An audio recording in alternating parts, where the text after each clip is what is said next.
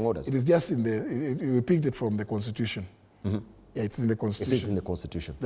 Which says that cabinet secretaries are not to be members of parliament.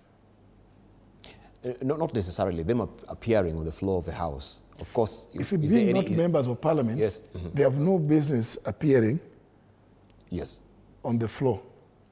But we devised something after some research which we undertook. Within a very short time, I sent out teams to go and get the experience of various other countries, the US, Philippines, Brazil, Senegal, Nigeria, South Africa, and France. In fact, the team that I went with, we went to France. We came back and decided to get a hybrid. We said, so as to make sure that we allow also the executive to function. Because even the executive is elected by the people, and they have to deliver. But nevertheless, Parliament must do its work of oversight, legislation, and representation. So we came up with an idea to craft something we called a Committee on General Oversight, during which time, you see, plenary is when the House, the mace is up, when the Speaker is on the chair. When you lower the mace, it is a committee. So we agreed with members that we will create a Committee of General Oversight to be presided by the Speaker, and either the Speaker or the Deputy, not any other member. Only 2 days. Pick 3 cabinet secretaries, 3 or 4 cabinet secretaries on either Tuesday and Wednesday, 2 days in a week. So they will come before the committee and now be asked questions and answer. When I put up the proposal, members were quite excited and quite happy. The proposal was passed and endorsed, and the standing orders were accordingly amended. So see, this is at the request of the executive.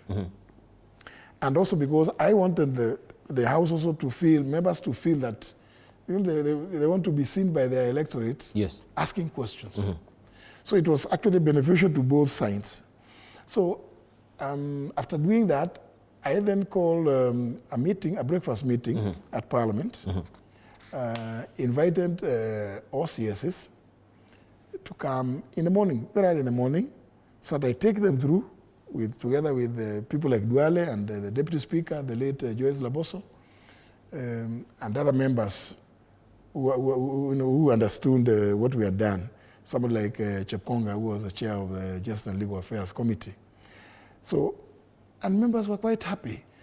Some of the CSs... Yeah, if you may just wind up on it so that we can... I can give an example, like Charity Ngilu was very happy with this opportunity now because, her, having been a politician, she wanted also to be seen on the floor answering questions. So it was a win-win for both sides, both the House and the executive.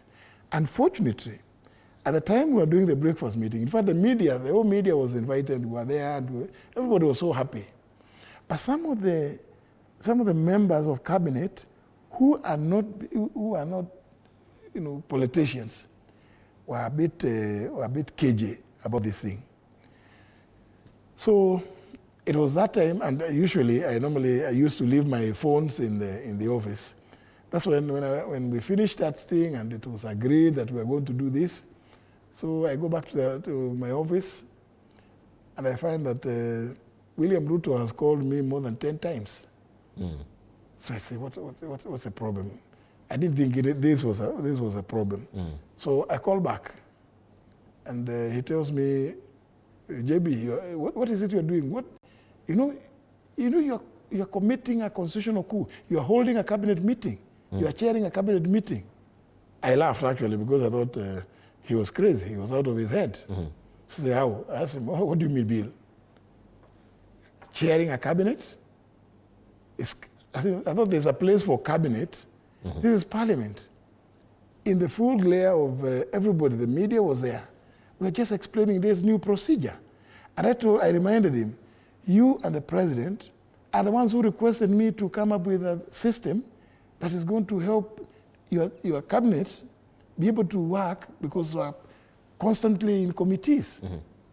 He says, no. I asked him, where are you? Are you in the office? He told me he was in the office in Arambe Annex. So I told him, let me just come, we discuss this matter, because he was so cross. And, you know, I thought it was a joke. When I went there, I found him, he was so agitated.